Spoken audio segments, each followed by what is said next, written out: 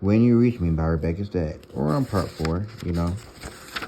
It's Deshaun, Jack, and Eli, champions of inappropriate laughter, fierce love, and extremely deep questions. Alright, let's go ahead and get into this, man. Oh, wrong page. 25. Where's page 25? Here we go. Mom's rules for New York City. Always have your key out before you reach the front door. If a stranger is hanging out in front of the building, don't ever go in. Just keep walking around the block until he's gone. Look ahead. If there's someone acting strange down the block, looking drunk or dangerous, cross to the other side of the street. But don't be obvious about it. Make it look like you're planning to cross the street all along. Never show your money on the street, please. I have my own trick.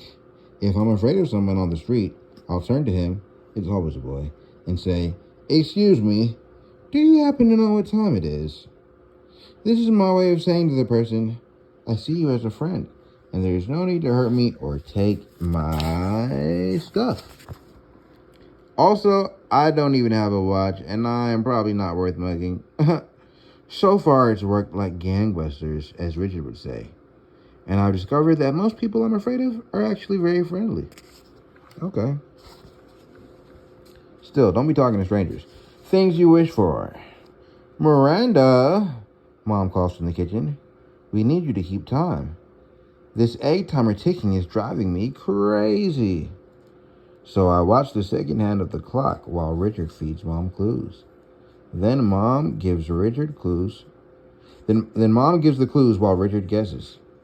Can I play? I ask after about 5 rounds. Sure. Richard, you keep time for a while. Mom stretches and peels off her purple sweatshirt. As it goes over her head, her hair falls free of the collar and bounces down around her shoulders. As usual, this makes me curse my non-existent dad, who must be to blame for my hair, which is straight, brown, and just kind of there. I blame this stupid flat brown hair on my father, but otherwise, I don't hold any grudges against him. In my book, Meg is looking for her father. When she finally gets to Camazotz, which is a planet somewhere near the Big Dipper where he's being held prisoner, this evil man with red eyes asks her why she wants him, and she says, "Didn't you ever have a father yourself? You don't want him for a reason. You want him because he's your father. So I figure it's because I never had a father that I don't want one now. A person can't miss something she never had." Richard is looking at the kitchen clock, waiting for the second hand to go to the 12. Okay, get ready. Go! I look down at the first card. This is something you spread on toast, I say. Butter! Mom yells. Next card. You drink a milkshake with this. You suck through it. A straw! Mom yells. Next. It's leather and it holds your pants up. A belt! It's sweet. You drink it in winter after you go sledding. Hot chocolate. It's good to play. To think of nothing but the next word and to have Mom think of nothing but the next words out of my mouth. We fly through the pack of 7 words. You're good at this, Mom says when we finish, with 5 seconds to spare. I'm smiling. I really think you're going to win, I tell her. Don't get your hopes up, she warns. This is just a speed round. The speed round is the easy part. Okay? The truth is that our hopes are already up. Our wish list is stuck to the fridge with a magnet Mom stole from work. Trip to China, good camera for trip to China, wall-to-wall carpeting for Miranda's room, new TV. And Richard has scribbled sailboat at the bottom, though it's hard to imagine where we would park it. That's the official list anyway. Richard and I have our own secret plan for the money, if Mom wins it. All right. Let's keep reading, man. You know, I was gonna only read a few chapters, but let me move into a better lighting here, into my nice chair, and get into this next chapter. Things that sneak up on you. And let me also put my phone in Do Not Disturb. Okay, bow. Things that sneak up on you. The day Sal got punched back in October, Louisa came upstairs after dinner to have a conference with Mom in her bedroom. They decided that Sal needed a mental health day, which meant he was allowed to skip school and watch TV the next day. So the following afternoon, I walked home alone. I was doing a lot of talking in my head so that I would be deep in conversation with myself by the time I got to the Laughing Man. I was almost to the garage when I realized someone was walking right behind me. I glanced back and saw the kid who punched Sal. He was maybe 2 feet away, wearing the same dusty green army jacket he had worn the day before. I was about to panic. I always know when I'm about to panic because my knees and neck both start to tingle. And then, before I had really decided what to do, I turned around to face him. "Excuse me, do you happen to know what time it is?" My voice sounded almost normal. That was good. Let's see. He turned his head and looked back toward Broadway, maybe like there was a giant clock hovering in the air right behind us. "It's 3:16. I nodded like I could see the invisible clock too. "Thanks." He didn't look like he was about to hit me, but still, my heart was pounding. He pointed. See that big brown building? Yesterday the sun started to go behind it at 3:12. Now it's about halfway gone." He glanced at me. "Plus, it's 1 day later, and it's October, so the days are getting shorter." I stared at him. He looked down at his hand which held the key. He pushed the other hand into his pants pocket. "I don't have a watch," he said. "Oh," I said. "Me neither." He nodded, and I wasn't afraid anymore. But as soon as the fear was gone, I filled up with guilt. "Look at you," my brain said, "chatting with the kid who punched Sal." My brain has a way of talking to me like that. I've got to go," I said. And I didn't let myself glance back until I got to the corner. When I did, the kid who punched Sal was gone. That was when I realized that he must live in the apartment over the garage. The one with dead plants on the fire escape and bed sheets hanging over the windows. I'd forgotten all about the Laughing Man. His legs were sticking out from under the mailbox, and I was careful not to wake him. Okay. Things that bounce. After he got punched, Sal started playing basketball in the alley behind our building. Our living room windows... I don't know why that's funny. It's not funny. Our living room windows face that way, and I heard him dribbling his ball back there from about 3:30 to 5 every day. Yeah, he's in that mode. He's in that mode. He's, you know what I'm saying? Training mode. Training arc. There was a rusted out metal hoop with no net that made a clanging sound. Ooh, rusted out metal hoop? Training arc. Come on, bro. There was a rusted out metal hoop with no net that made a clanging sound whenever he hit it. Come on now, bro. Sal and Louisa's apartment is mostly the same as ours. We have the same rectangle bedrooms, the same pull chain light in the hallway, the same weird-shaped kitchen with the same unpredictable ovens. Theirs right below ours. There are differences. Their kitchen floor is yellow and orange linoleum squares instead of the white with gold flakes that we have. And Sal's bed is up against a different wall in the bedroom. But we have the same bathroom floor. These white hexagonal tiles. If I look at them long enough, I can see all kinds of patterns in those hexagons. Lines, arrows, even flowers. They kind of shift into these different pictures. It's the sort of thing a person would never try to explain to anyone else. But once, when we were little, I told Sal about it. And then we went into his bathroom to stare at the floor together. Sal and Miranda and Sal. Okay. Sal played basketball more and more and talked to me less and less. I asked him 400 times whether he was okay, or if he was mad at me, or what was wrong. And 399 times he answered yes, no, and nothing. Then the last time I asked him, he told me, while standing in our lobby and looking at his feet, that he didn't want to have lunch or walk home together for a while. What? Do you even want to be friends at all? I asked him. He glared at his feet and said no. He guessed he didn't for a while. I don't understand. I'm confused too. I was lucky, I guess. This was the same week Julia decided to punish... Who was Julia? And who was Anna Marie for something. The girls at the school had been hurting each other's feelings for years before Sal left me, and I was forced to really notice them. I had watched them trade best friends, start wars, cry, trade back, make treaties, squeal, and grab each other's arms in this fake, excited way, etc., etc. I had seen which ones tortured Alice Evans, who, even though we started 6th grade, still waited too long to pee and never wanted to say out loud that she had to go. These girls would wait until Alice was pretty far gone, jiggling one foot and then the other, and then they would start asking her questions. Alice, they'd say, did you do today's page in the math workbook yet? Where it says multiply to check your answer? How do you do that? And she desperately hop around while showing them. That's messed up. I know the way the girls all paired up, Julia and Anna Marie. I know the I know the way the girls all paired up, and Julia and Anna Marie had been paired up for a long time. Julia, I hated.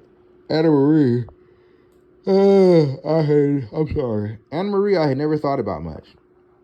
My first memory of Julia is from 2nd grade, 4 years ago. Wow, when we made self-portraits in art. Excuse me. I'm sorry, guys. I'm over here burping. She complained there was no cafe au lait colored construction paper for her skin, or 60% cacao chocolate color for her eyes. I remember staring at her while these words came out of her mouth and thinking, your skin is light brown, your eyes are dark brown. Why don't you just use brown, you idiot? Oh, wow. It's kind of... Okay.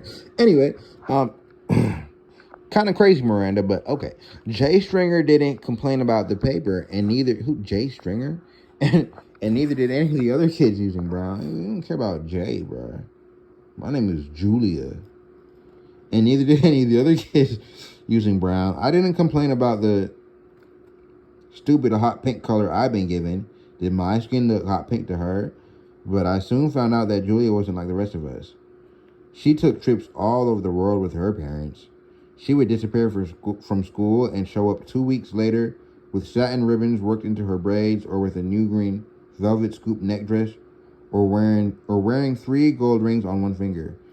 She learned about 60% cacao chocolate, she said, in Switzerland, where her parents had bought her a lot of it, along with a little silver watch she was always shoving in people's faces. I still don't know what Anna Marie did wrong, but during silent period reading that Tuesday, Julia told her that as punishment, she wasn't going to have lunch with Anna Marie for the remainder of the week. Julia was... I'm sorry, guys. I'm clearly getting sleepy. Julia was big on announcing things in a loud voice so that everyone could hear. So, on Wednesday, I asked Anna Marie if she wanted to go out to lunch with me, and she said yes. In 6th grade, kids with any money, even just a little, go out for lunch unless something is going on and they won't let us. Like the first week of school when there was a man running down Broadway, stark naked, and we all had to eat in the school cafeteria while the police tried to catch him. Mostly kids go to the pizza place or to McDonald's, McDonald's for lunch every day is crazy. Or every once in a while to the sandwich place, which has a real name but which we call Jimmy's, because there was never anyone working there except one guy called Jimmy. Pizza is the best deal. $1.50 will buy 2 slices, a can of soda, and a cherry blow pop from the candy bucket next to the register. That first day together, Anne Marie and I got lucky and found 2 stools next to each other at the counter under the flag of Italy. I found it slightly gross to eat pizza with Anne Marie because she peeled the cheese off her slice like it's scab and ate it. Okay, leaving everything else on her plate. Yeah, that's crazy. But she laughed at my jokes, which I mostly stole from Richard, who was bad at telling jokes but knows a lot of them. And she invited me over to her house after school, which more than made up for it. I would be spared an afternoon of listening to Sal's basketball, and the laughing man might be asleep under his mailbox by the time I walked home. All right, y'all, I'm sorry. I got to read one more chapter, for real. I know I'm over here yawning, burping every now and then, too, but it's just like, come on, bro, let's keep going. Like, it's something about this book. I want to know. I don't know what I want to know. Like, it's just, every chapter is different, and it's just like, this is clearly her about to be at Anne Marie's apartment, as we can see from the first sentence, which reads, Anne Marie's apartment didn't involve keys. What? Instead, she had a doorman who slapped her 5 and a dad who opened the door upstairs. Oh, it's like a it's like you get buzzed in type of deal. You know what I'm saying? It's like an apartment. It's a modern day. Like, this is clearly an old school book because they talking about pizza for $1.50. They said pizza, a can of soda, and a can and a lollipop for $1.50. So this is clearly like, this is a book from the 1980s or something. This must have been written in the 1980s. You know what I mean? Like, Miranda's probably got born. She probably got born in 1981. And this book, she's in 6th grade. So that means she is 11. So, wait, okay, no. She probably got born in 1979. And it's like 1989. Okay, I don't know what's going on, bro. It's 1989. So if she's 11, she got born in 1978. So I'm just going to go ahead and read this next chapter. I don't know when this book is written. I'm making stuff up. So yeah, and a dad who opened the door upstairs. Did your dad take the day off? I whispered. No, Emery said. He works from home. He illustrates medical journals. Whoa. That's cool. Is your mom here too? She shook her head. She's at work. Anne-Marie's bedroom was about the same size as mine, but it had nice curtains and the walls were completely covered with all kinds of pictures and photographs, which I couldn't stop looking at. There must have been 100 of them. We've known each other for a long time, Anne-Marie said, sitting down on her bed, which had some kind of Asian bedspread and about 50 pillows on it. Who? She blushed. Oh, I thought you were looking at the pictures of Julia. That's when I noticed her room was covered. What? With pictures of Julia? Maybe not covered exactly, but there were a lot of them. The two of them in pajamas, or okay, I mean, I guess, I don't know, or in the park, or standing together, all dressed up outside some theater. Like, I didn't go to school when I was a kid. I was homeschooled as a kid, so I wasn't making friends in elementary school and middle school, so maybe this is regular. You know what I'm saying? Like, I'm not sure about that. But I didn't even have, Okay, so yeah. Knock, knock. Anne-Marie's dad came in with these tiny sausages. I think it's cool that she's doing that on a plate. But Julia seems kind of toxic, you know what I'm saying? So, like, I don't know how cool it is. But it's cool to have friends and love your friends. I think it's kind of... I wouldn't put pictures of other people in my room. Like, I just wouldn't do that. I wouldn't even put pictures of myself. The only pictures I have of other people in my room are pictures of my siblings. You know? Yeah, so... But yeah, knock, knock. Anne-Marie's dad came in with those tiny sausages on a plate. I'm on a deadline, he said to me. And when I'm on a deadline, I cook. Knew you like mustard. Try the dipping sauce. I'll be right back with some apple cider. Oh, whoa. Dropped my phone. He was back in 30 seconds with a glass of cider for me, but he handed Anne-Marie what looked like plain water. She didn't seem to notice. Is she like, maybe she has diabetes or something.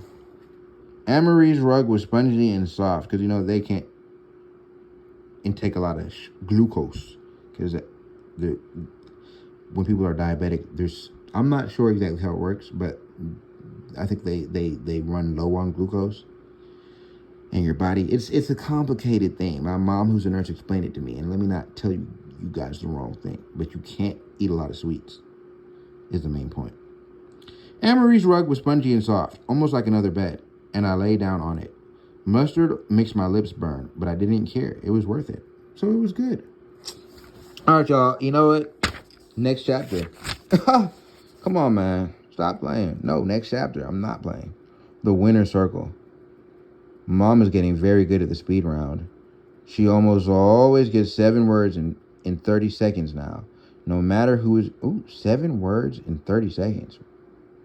No matter who is giving the clues and who is guessing. The second part of the $20,000 pyramid is called the winner circle because you have to win the speed round to get there. In the winner circle, the celebrity partner gives the clues and the contestant has to guess. Not words, but categories. So if the... Wow, that's easy. What? So if the celebrity says tulip, daisy, rose, the contestant would say types of flowers. That's an easy one. Okay. Whoa. Wait. Some of the categories are harder to figure out, like things you recite. That's not hard. Poetry or the Pledge of Allegiance? Things you squeeze. A toothpaste, someone's hand. Come on, bro. That's not hard. The last category is always incredibly hard to guess. Like, maybe things you prolong. Okay, look, let me guess. Things you prolong. Watch this. Things you prolong. Things you prolong. Goodbyes. Good desserts. Good times in general. You see what I'm saying? Like, it's not hard. Things prolong. Anything good, bro. A good piece of candy. Okay, let me think what else you can try to prolong. Okay, maybe I'm selling, bro. Maybe I would be selling. I don't know. Or things that are warped? What?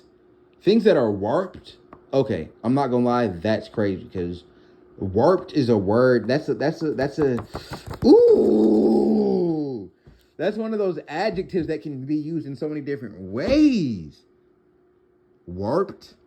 Okay, yeah. No, I'm really struggling right now. I'm thinking about like things that could be warped, like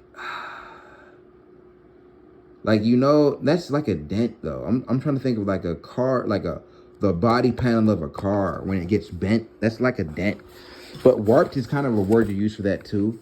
So you can say the body panel of a car, somebody's mind. Ooh, like, because my mind is all warped out of contortion. Like, my mind is distorted and warped. You know, people be, like, they use it like that too. Like, my mind has been warped. I'm confused. I'm discombobulated. That's it's synonymous, right? Like, I don't know. The last category is what stands between the contestants and the big money. Wait, what? And mom says it doesn't help that some of these celebrity partners are dumb as a bag of hair. Like me, if I was one of those people trying to guess, if I was trying to describe it, I would be selling, bro. I might not, If mom wins her first speed round and correctly guesses all the categories in the winner's circle, she'll win $10,000. If she wins a second speed round, the winner's circle is worth $15,000. And if she wins a third time, she'll go for $20,000. That's what I mean by big money. During the speed round, you can point or gesture all you want. If the word is nose, you can point at your nose. But the words change in the winner's circle. No hand movements of any kind are allowed, which is why I'm tying Richard's arms to my desk chair. I'm using the clove hitch. You've got to reverse again, Richard says, watching me. That end should go through the loop. That's it, right. Mom is looking at us like we're crazy. Is this really necessary? She has to practice, he tells her, for when you win the sailboat. Mom rolls her eyes. I get my cards ready. I've written everything out in fat block letters so Richard can read them from a distance. I'm going to hold them up one at a time behind Mom's head, where Richard can see them. In the real show, they have these big panels that spin around behind the contestant's head to reveal the next category, but obviously we don't have that kind of technology. Lewis's lunchtime. Why did I say luminous? Lewis's lunchtime notes are good. She's even written down what Dick Clark says at the beginning of every winner circle. He always uses the same words. Here's your first subject. Go. We set the egg timer for 1 minute. Mom has to guess the names of 6 categories before it goes off. Here's your first subject, I say, trying to sound like Dick Clark. Go. I hold up the first card so Richard can see it. The card says things you can climb. Richard nods and starts giving Mom's clues. A jungle gym, a mountain. Richard shakes his head. Stairs, things that go up. He shakes his head again. A ladder, things you climb. Ding, I say. And hold up the next card. Okay, Richard says. Paris, cheese, wine, fancy things, fries, French things. Ding. Next card. A pillow, Richard says. A kitten, soft things, a cotton ball. Puffy things, fluffy things. Ding. Next card. A baby carriage. A shopping cart. Things that carry things, Mom guesses. Things with wheels. Richard shakes his head, thinks and says, a button. Okay, wait, hold on. No, let's try to guess this. What? A baby carriage, a shopping cart, and a button?